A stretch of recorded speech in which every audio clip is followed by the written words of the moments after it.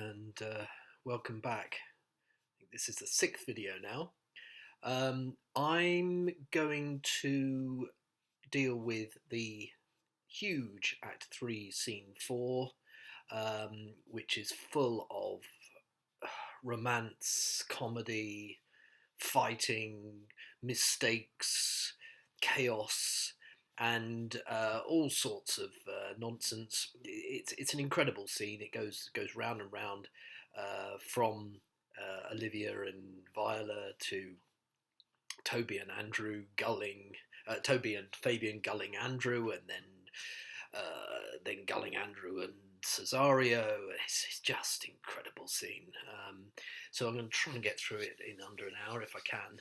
I hope you're appreciating the shirt. It's especially for this party spirit, for this comedy spirit, and completely ludicrous shirt, as you can see. So here we go. Scene 4, Olivia's garden. Olivia, desperate to see Cesario again. I have sent after him. He says he'll come. How shall I feast him? What bestow of him? For youth is bought more often begged or borrowed. As if she wants to ply Cesario with gifts to try and buy his love. I speak too loud. Where's Malvolio? He is sad and civil, and suits well for a servant with my fortunes. Where is Malvolio?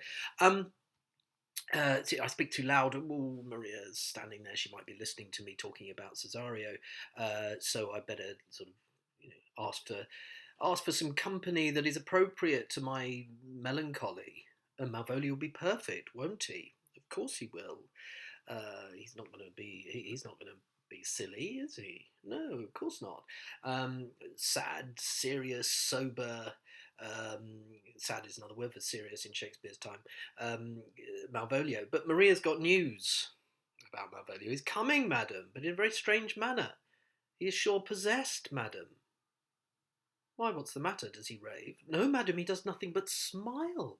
Your ladyship were best to have some guard about you if he come, for sure the man's tainted in his wits. Two ideas there, set up by Maria. Possessed, tainted in his wits. Mad, possessed by a devil. Notice it's Maria who sets these ideas up. Excuse me, I have a cup of tea to keep me going on this mammoth scene, so I hope you don't mind. Cheers. Go call him hither, says Olivia. She can't believe it. Malvolio. Serious Malvolio, you're joking. And she says, I am as mad as he, if sad and merry madness equal be. He's got merry madness because he's smiling. I've got sad madness. I'm mad with love and unrequited love.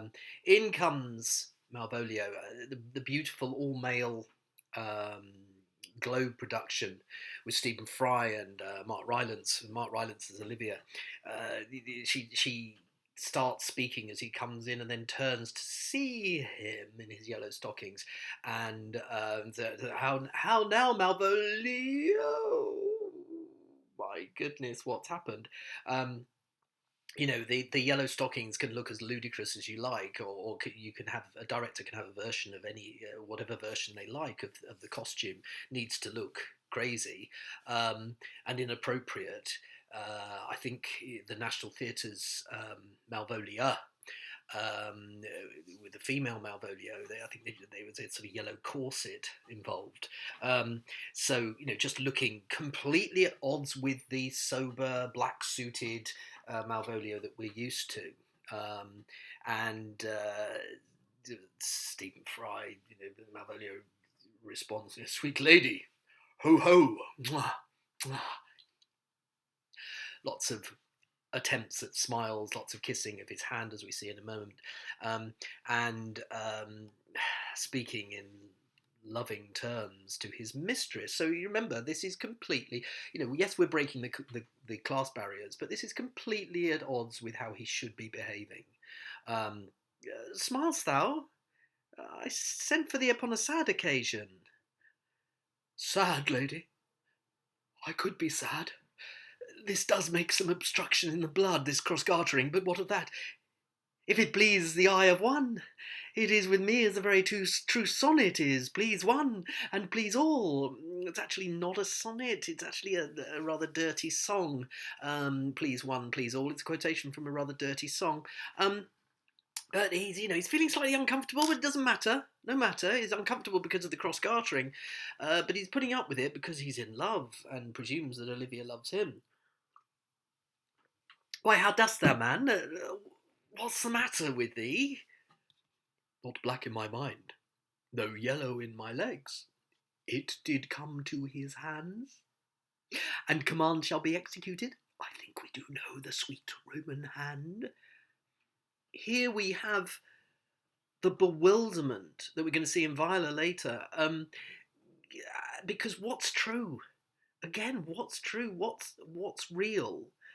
This play asks that question again and again. How can we tell what's real? Whether that's language, whether that's behaviour, whether that's a costume. How do we know what to trust in the world, in life? It's quite a big philosophical question. I mean, again, another indication of why this is such a clever poem, clever play. Sorry. He says I'm not melancholy anymore, even though I've got yellow legs, black bile melancholy. But this reference to it did come to his hands. Command shall be executed. What's he talking about? Olivia hasn't got a clue. Olivia is utterly astounded and bewildered by the whole situation. I won't repeat that. You can see it throughout. She says the worst possible thing, suggesting he needs a bit of a lie down. Wilt thou go to bed, Malvolio? To bed? Ay, sweetheart, and I'll come to thee. How exciting for Malvolio. She's inviting him to bed. Again, it's another bawdy song. It's another dirty song that he's quoting. Go to bed, sweetheart, and I'll come to thee. Again, inappropriate for Malvolio to know about. He shouldn't know about songs like this. God comfort thee, why dost thou smile so, and kiss thy hand so oft? Maria decides to join in. How do you, Malvolio? And Malvolio enigmatically says, at your request. Yes, nightingales answer doors. She's a mere scummy jackdaw. Remember, he was told to be surly with servants. So he wants to be rude at her request, at Olivia's request, at your request. Nightingales, he's the nightingale, he's the songbird. She is just a jackdaw, making horrible noise. But he will answer her at Olivia's request. Why appear you with this ridiculous boldness before my lady? Be not afraid of greatness. 'Twas well writ. What meanest thou by that, Malvolio? Some are born great. Huh? Some achieve greatness. What sayest thou? And some have greatness thrust upon them. Usually that's done with a thrust of the groin, a thrust of the hips towards Olivia. Again, utterly inappropriate. Heaven restore thee, says Olivia. And interesting how he's learnt the words of the letter. He's read it so many times, he's learnt them off by heart.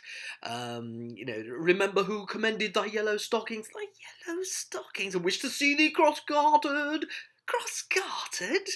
Go to, thou art maid, if thou desires to be so. Am I maid? Am I a maid? Am I a virgin? Is my steward calling me a virgin? Is that appropriate? Or does he mean, am I mad? Thou art mad? Thou desirest to be so? Am I mad?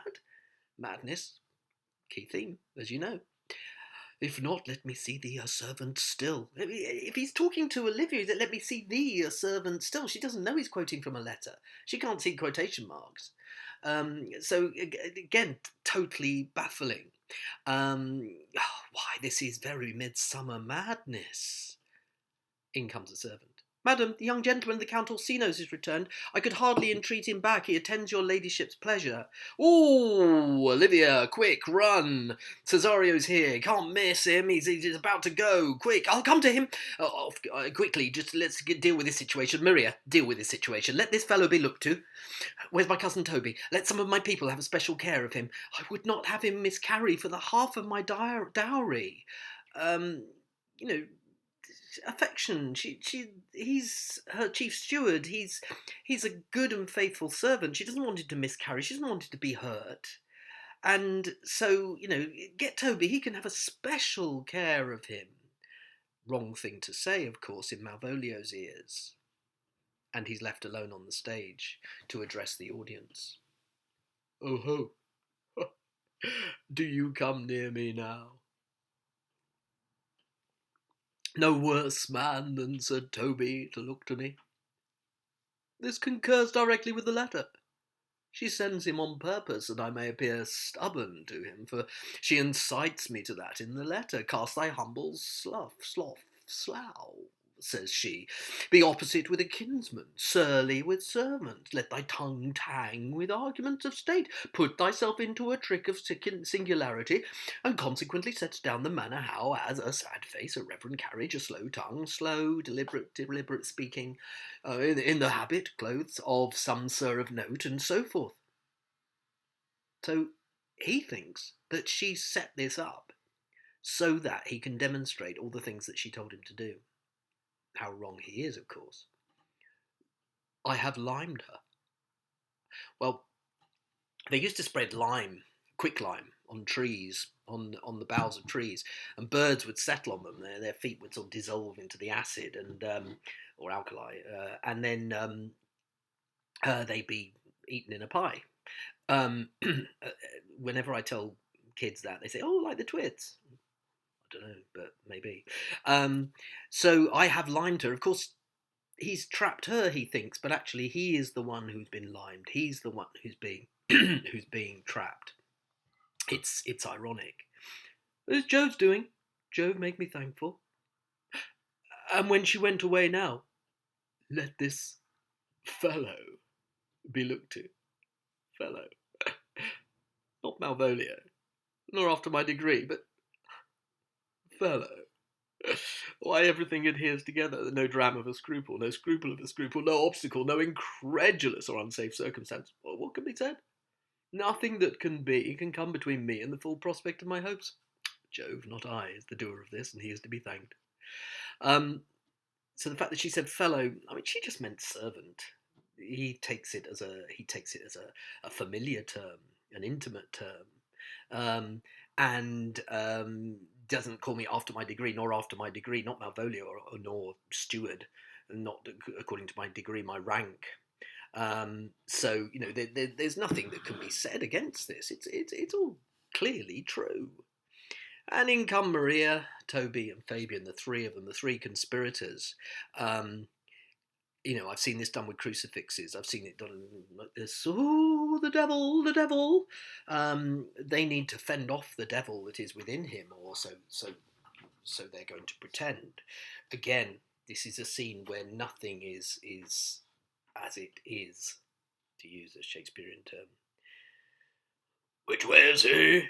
The name of sanctity, if all the devils of hell be drawn in little, and Legion himself possessed him, yet I'll speak with him. In the name of sanctity, in the name of holiness, it's the devil. We need holiness. Even if he's got a legion of devils, so the legion is another word for the devil from the Bible. And even if all those devils possessed him, I'm going to be brave. Oh, I'm going to take care of this man. Here he is, says Fabian. Here he is. How is't with you, sir? How is't with you, man? Go off. I discard you. Let me enjoy my private. Go off. Lo, how hollow the fiend speaks within him. Did not I tell you, Sir Toby, my lady prays you to have a care of him? Ha ha ha! Does she so? You can see how Malvolio, all these phrases that, you know, have a care of him. Yes, of course she does, thinks Malvolio. Of course she does, because she loves me. When he says, you know, go off, when he is speaking, being surly with them, Maria sees it as the devil speaking within him. Lo, how hollow the fiend, hollows his voice is so hollow, fiend the devil speaking within him. So Toby tries, you know, we need to leave it to me. We need to be careful with this one. Go to, peace. We must deal gently with him. Let me alone. How do you, Malvolio? How is't with you? What, man? Defy the devil? Consider he's an enemy to mankind. Do you know what you say? Says Malvolio. Okay, so Toby trying to encourage him. I always say about these things, it's like bullying, and it is bullying. The more you tell someone they're fat or they're spotty or they're ugly or whatever, the more you tell them, the more they start to believe it. The more they tell him he's mad, they hope that he will start to believe it. The more they tell him he's got the devil within him, he's going to start to believe it. And he has responded, "You do know what you say. La, you, when you speak ill of the devil, how he takes it at heart. Pray God he be not bewitched. La, you, listen to that. I've just said something nasty about, or you just said something nasty about the devil, and he's taken it right to heart. He's got all offended by it. He must have the devil within him." Fabian's got an idea. Carry his urine, carry his water to the wise woman. "Oh, marry, and it shall be done tomorrow morning if I live. My lady would not lose him for more than I'll say." "How now, mistress?" "My lady, indeed." "Oh, Lord!" You can see Malvolio turning on Maria. "How now, mistress?" "Oh, Lord, don't come near me. You've got the devil in you." "Okay, prithee." Toby calms it all down. "Peace. Hold thy peace. This is not the way. Do you not see him moving? Let me alone with him." Fabian agrees. "Nowhere but gentleness. Gently. The fiend is rough, will not be roughly used." Affectionate terms now for the devil from Sir Toby. "How now, my boarcock? How dost thou chuck?" "Sir!" Didn't do that very well, but you know what I mean. The response is pretty abrupt, and but Toby doesn't give up. "I biddy, come with me, what man? 'Tis not for gravity to play a cherry pit with Satan. Hang him, foul collier." Satan is a coal man. Satan is a miner.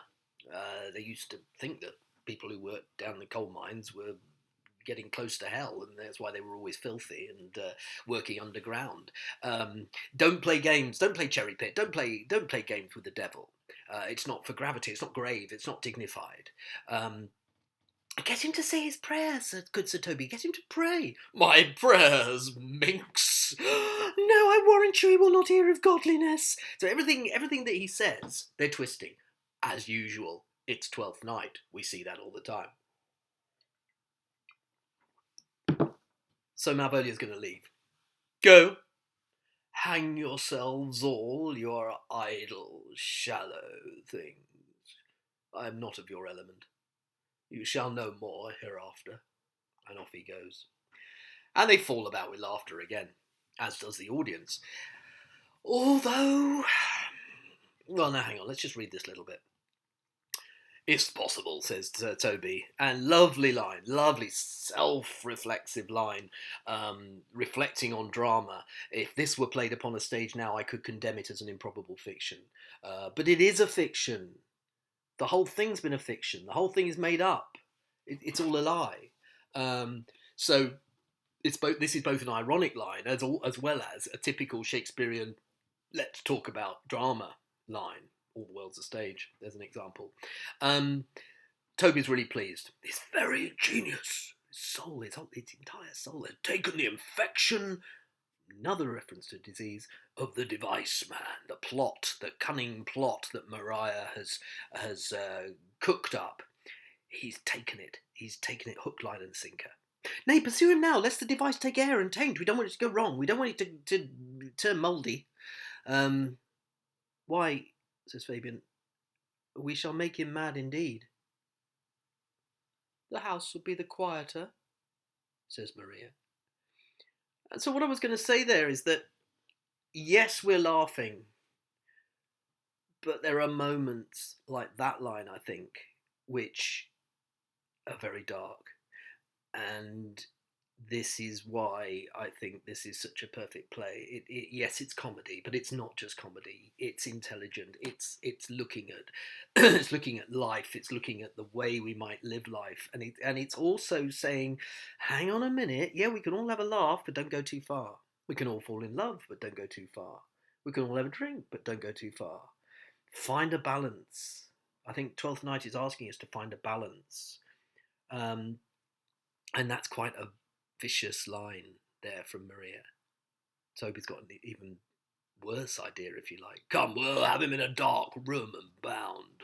My niece is already in the belief that he's mad. Oh, we may carry it thus for our pleasure and his penance in entertainment. Pleasure and penance, nice alliteration, but it's an entertainment for our pleasure, till our very pastime. It's a pastime, it's a game. Tired out of breath, prompt us to have mercy on him, at which time we'll bring the device to the bar and crown thee for a finder of madmen. Oh, here comes Andrew. But see. More matter for a May morning, says Fabian. And we're on to the next part of this. We've gone from a moment of hilarity with Olivia and Malvolio to slightly darker moment with Toby and Fabian and Maria and Malvolio. Now we're moving on to the Sir Andrew. Remember, Sir Andrew went off to write a challenge. Well, we'll see what that challenge is going to be worded like. And Fabian, quite rightly, is another joke. More matter for a May morning. More jollity. More entertainment. Here's the challenge. Read it. I warrant there's vinegar and pepper in't. Oh, says Fabian, it's so saucy. Saucy was actually much stronger in those days. It was spicy, full of good hot spice. Ah, yes, I warrant him. Do but read.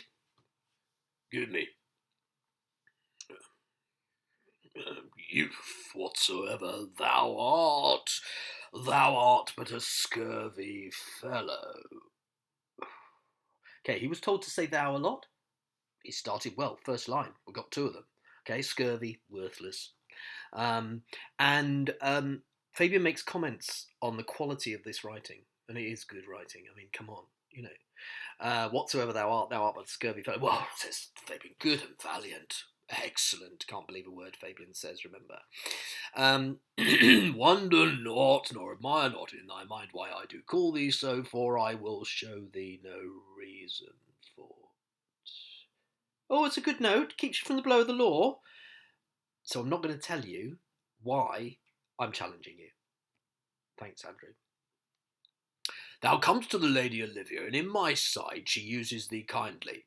But thou liest in thy throat, that is not the matter I challenge thee for. Very brief. And to exceeding good sense, less. It's senseless. Fabian's quite right. He's got no reason to challenge him. That is not the matter I challenge you. I'm telling you you're a liar, which is the word. That's the language of a challenge. Thou liest in thy throat, thou art a villain, all that sort of thing. But he's not actually really going for the proper the reason why he is challenging him. And as Fabian says, brief and senseless. I will waylay thee going home, where if it be thy chance to kill me, good, says Fabian. Thou killst me like a rogue and a villain. Hang on, am I the rogue and the villain, or are you killing me because you're a rogue and a villain? Again, it's not clear. Oh, still you keep the windy side of the law. That's good, says Fabian. Fare thee well, and God have mercy upon one of our souls. He may have mercy upon mine, but my hope is better, so look to thyself. So, hang on. So, may God have mercy. In other words, they're going to die. May God have mercy on one of their souls. So, Sir Andrew thinks that, I'm not going to die, so my hope is better. But hang on, my hope is better because God isn't going to have mercy on my soul, so therefore I'm going to hell. Again, complete nonsense. Thy friend, as thou usest him, and thy sworn enemy. I don't know why it says Andrew Aguecheek there for some random reason. If this letter move him not... Oh, no, I see. Sorry, it's the signature. Andrew Aguecheek. Got it. This letter move him not, his legs cannot. I'll give it him. He won't. Obviously he won't, because it's idiotic. And nobody wants an idiotic letter to try and make this joke work. So Toby is going to do it other ways. Oh, says Maria, you may have very fit occasion for it. He is now in some commerce with my lady, and will by and by depart. Go, Sir Andrew. Scout before him at the corner of the orchard like a bum bailey. So soon as ever thou seest him, draw. And as thou drawest, swear horrible, for it comes to pass oft that a terrible oath with a swaggering accent, sharply twanged off, gives manhood more approbation than ever proof itself would have earned him. Away! Go and look out for him, corner of the orchard, like a bum bailey. Lovely phrase, lovely phrase. A bum bailey was a bailiff who used to creep up behind people, behind their bum. Hold on.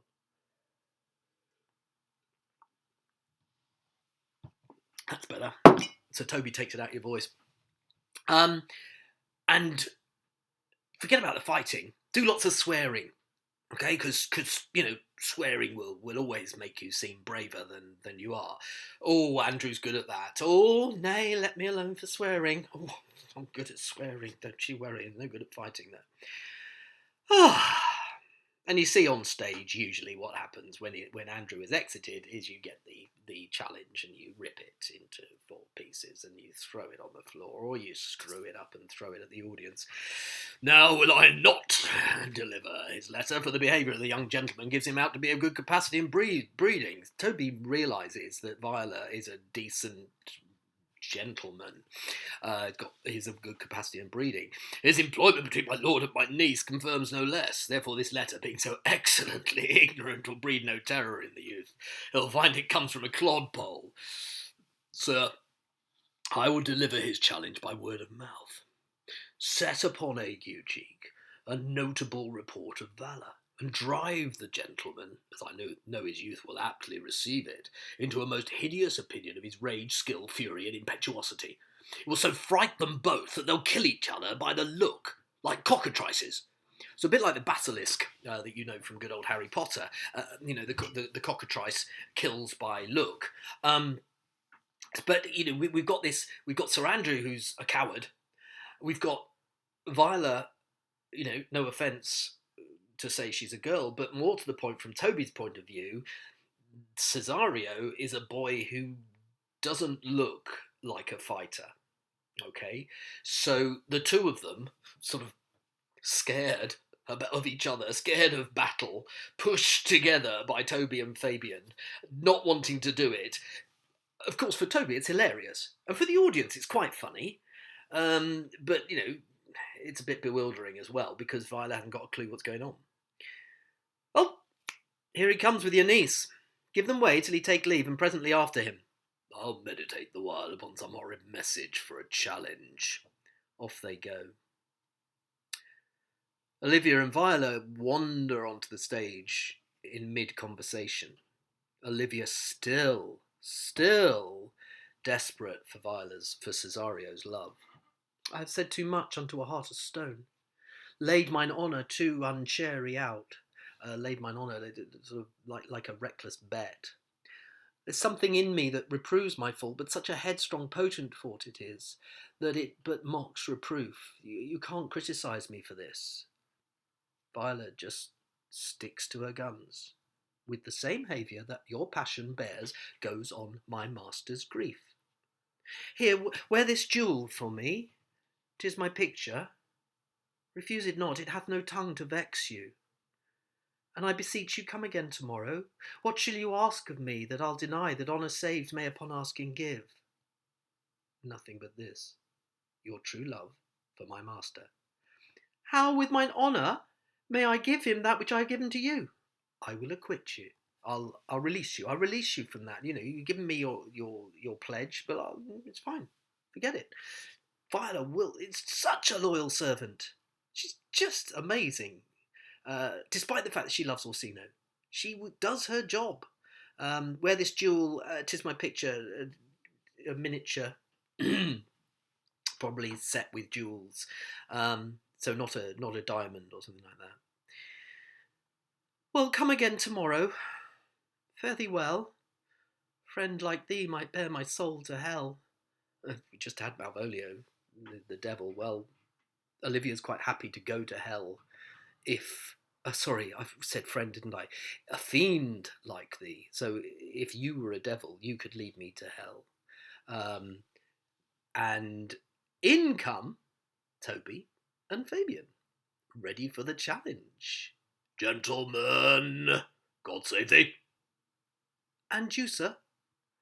That defence thou hast, betake thee to it.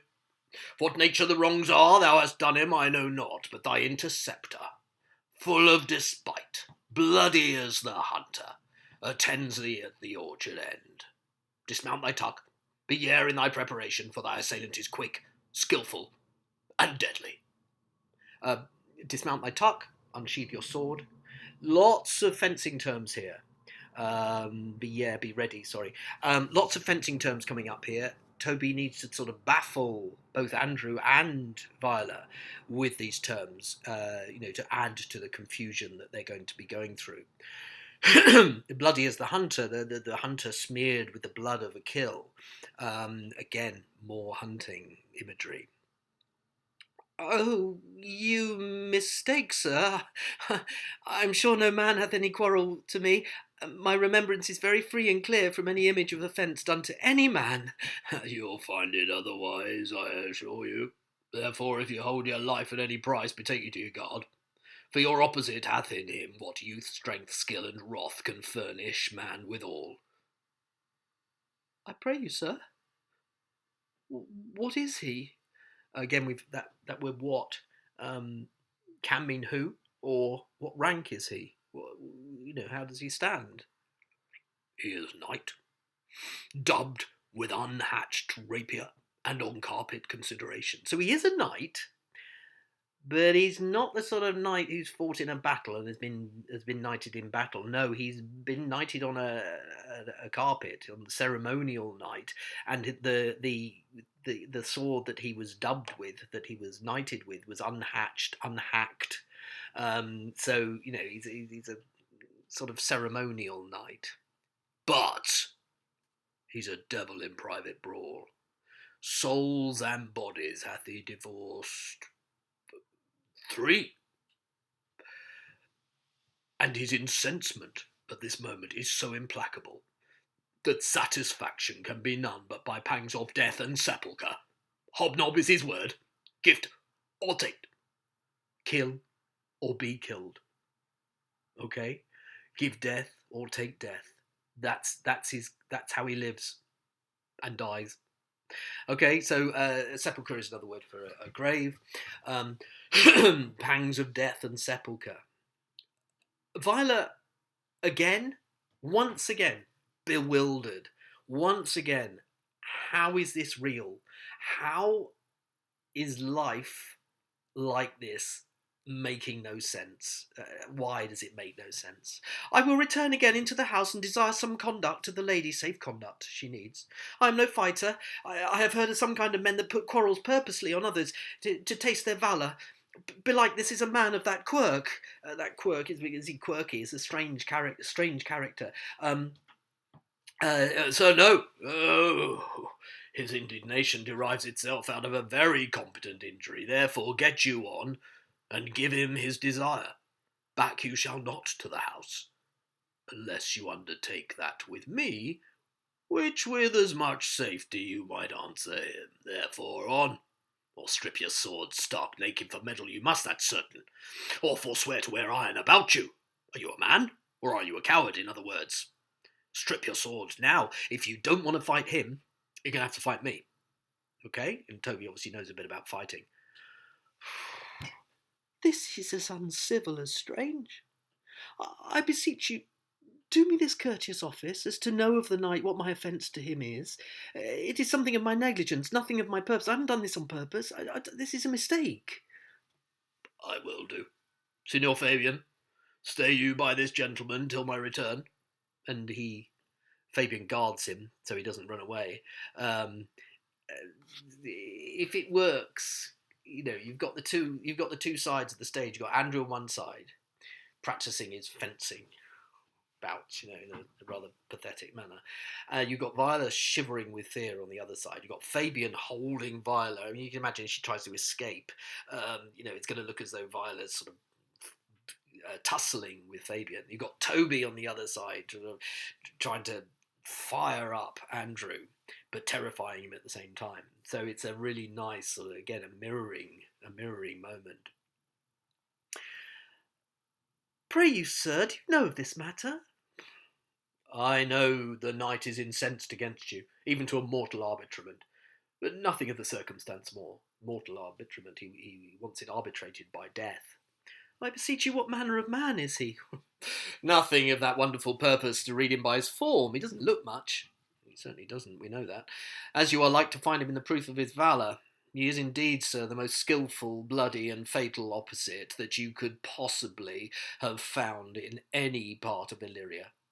Will you walk towards him? I'll make your peace with him, if I can.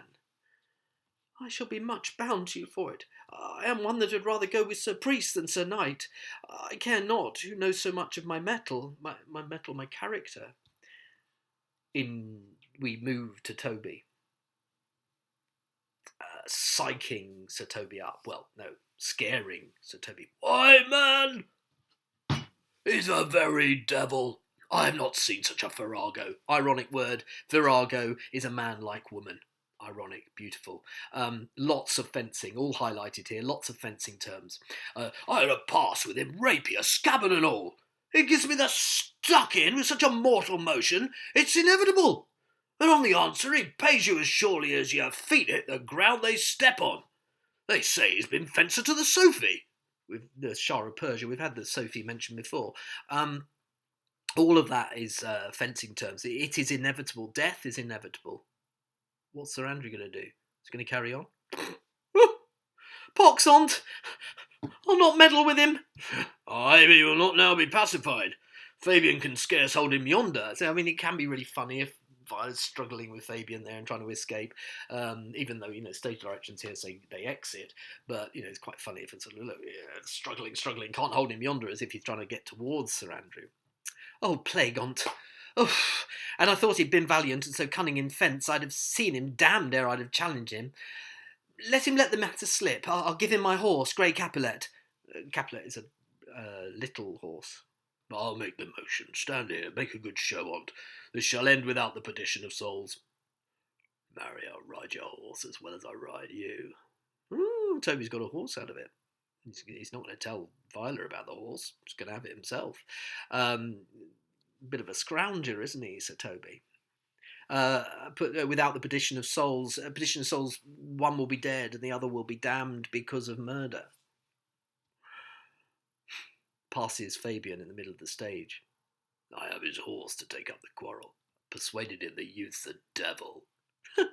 He's as horribly conceited of him, and pants and looks pale as if a bear were at his heels. Back to bears, a lot of bears in this play.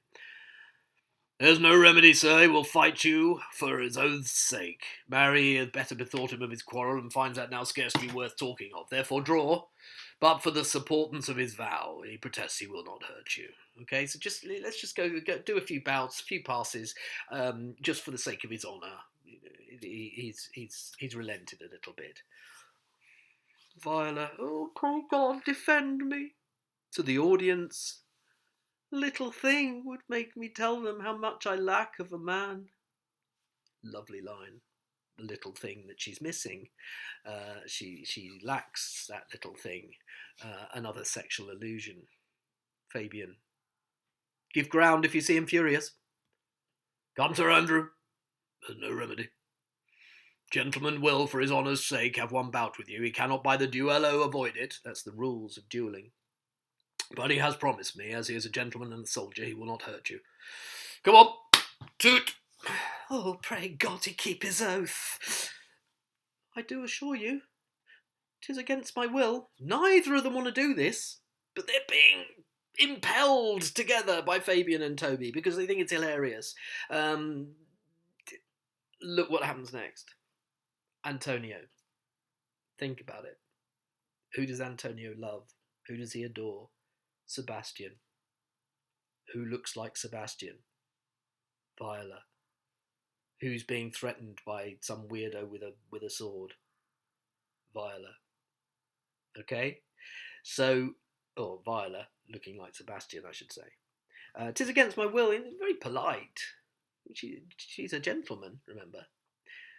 So in comes big brave Antonio. He's known fighting, he's known warfare. He knows what he's doing, and he's not going to have any nonsense from Toby. Put up your sword. This young gentleman have done offence. I take the fault on me. If you offend him, I for him defy you. You, sir? What are you? I was having a bit of fun here, says Toby. I was having a bit of fun. What are you doing ruining the fun? Who on earth are you? One, sir, that for his love dares yet do more than you have heard him brag to you, he will. In other words, I mean what I say. Utter seriousness. The whole tone is changed here.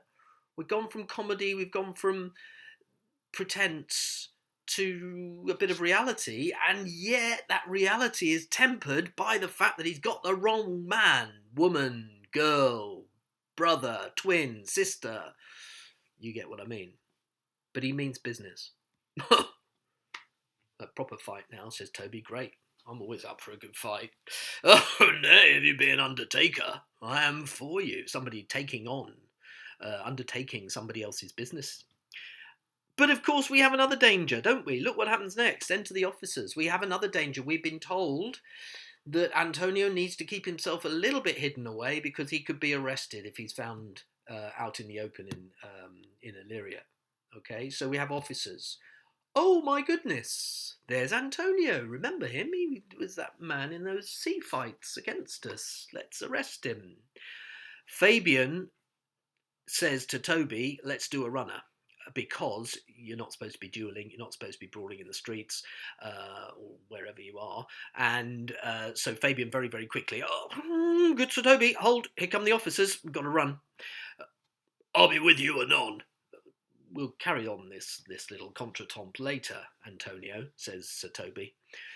Viola and Sir Andrew left to have a little conversation. What an amusing conversation it is too.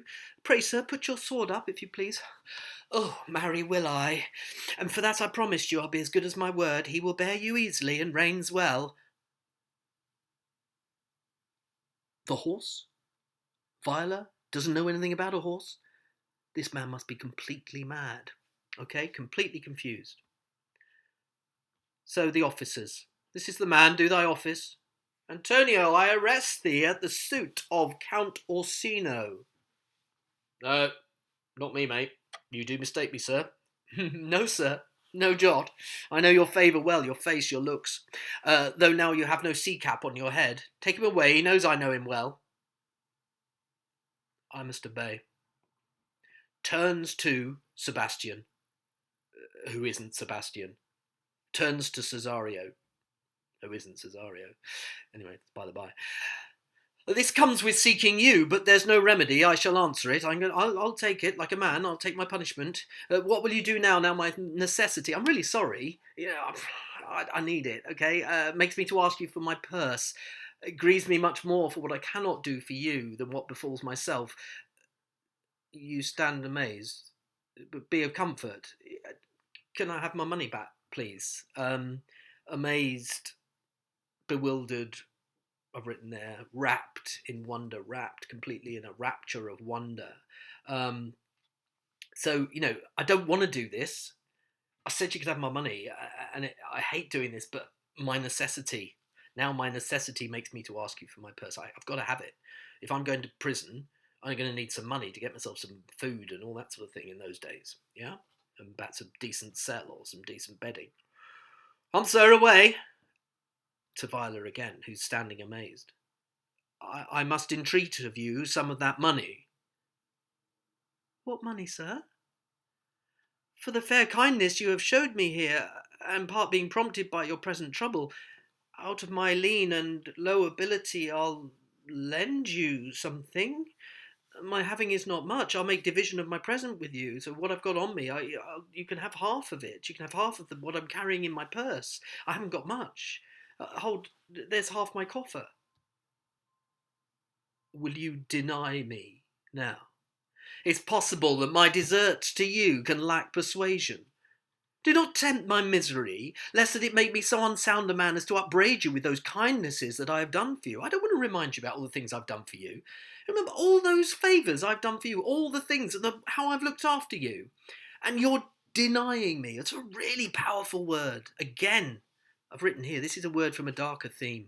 This isn't comedy. Will you deny me now? Are you really going to deny your friend? With all of the deserts, all that I deserve? And a decent man shouldn't remind you of that. I shouldn't need to remind you of that. It says there, a decent man does not ask for repayment for kindness. But Viola hasn't got a clue. Again, Viola is trapped. Viola is trapped in a world that is not as it seems. I know of none. Nor know I you by voice or any feature. I hate ingratitude, more in a man than lying, vainness, babbling, drunkenness, or any taint of vice whose strong corruption inhabits our frail blood. Strong corruption, infection, again, babbling is a bit like drunkenness or a nonsensical speech. Antonio doesn't know what to do about this. I mean, he also is completely bewildered. Oh, heavens themselves is his cry. It's a cry of anguish. Come, sir, I pray you go. No, hang on, says Antonio. Let me speak a little. This youth, and it's important that Shakespeare does this because, well, you'll see why. This youth that you see here, I snatched one half out of the jaws of death. I relieved him with such sanctity of love, and to his image, which methought did promise most venerable worth, did I devotion.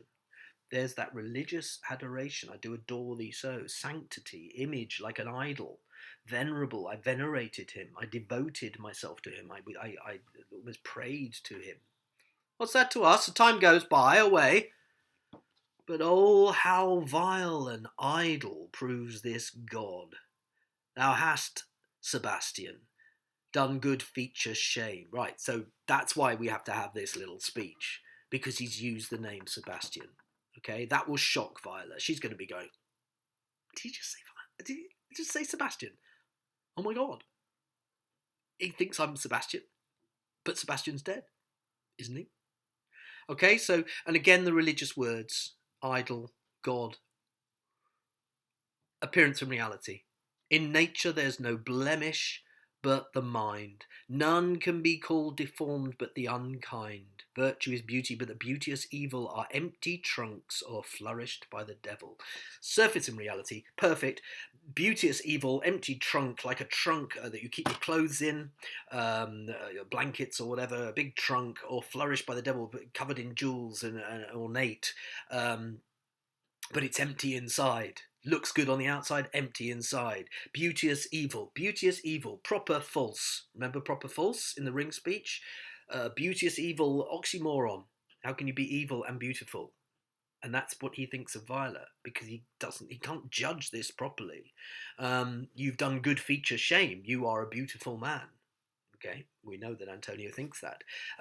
But your mind is blemished. Okay? Man grows mad. Madness again. Away with him. Come, sir. And Antonio resigns himself to it. Resigns himself to the situation. Lead me on. He's broken now. Submission. Hurt, I've written there. Viola talks to the audience. Methinks his words do from such passion fly that he believes himself, so do not I. We've gone into rhyming couplets, notice. Prove true, imagination. Oh, prove true that I, dear brother, be now ta'en for you. Maybe Sebastian's alive. Toby calls Andrew to one side, takes him away from all this weirdness that they've just watched happen. Come hither, knight, come hither. Come hither, Fabian. We'll whisper o'er a couplet or two of most sage saws. Let's try and think of some sage saws, wise sentences, wise phrases, wise sayings. So Fabian, Andrew, Toby go to one side, leaving Viola to dwell upon the wonder that has just occurred before her. He named Sebastian. I my brother know, yet living in my glass, in the mirror. If I look in the mirror, there he is. Even such and so in favour was my brother in looks. And he went still in this fashion, colour, ornament. She's wearing the clothes that he would have worn. Okay? I've written there, imitating him almost to keep his memory. Still in this fashion, colour, ornament, for him I imitate. Oh, if it prove true. Tempests are kind. Oh, if it prove. Tempests are kind and salt waves fresh in love. Again. Once again. Appearance and reality. Salt and fresh, again. Salt waves fresh. in love. Tempest, kind. Um, kind, tempest, oxymoron. It's like a storm, but it's a nice storm. So we've got the same thing happening again and again and again. So she can't believe it, but she leaves thinking maybe Sebastian's alive. And what do these three have to say about it? A very dishonest poultry boy, more a coward than a hare. His dishonesty appears in leaving his friend here in necessity and denying him. And for his cowardship, ask Fabian. Coward. Most devout coward. Religious int. Making up as they go along, of course. They need to have more fun. They need to stir Andrew up to even more silliness. Okay? Andrew is ready. Slid, I'll after him again and beat him. Do. Cuff him soundly. Never draw thy sword. And I do not. Come, let's see the event, says Fabian. Yeah, I dare lay any money 'twill be nothing yet. We finished Act 3. Thank you very much for watching. Hope you found that interesting. Hope you found that useful. Only 2 acts to go. We've done the bulk of the play now. There's very little left. We just need it all resolved, don't we? Thanks for watching.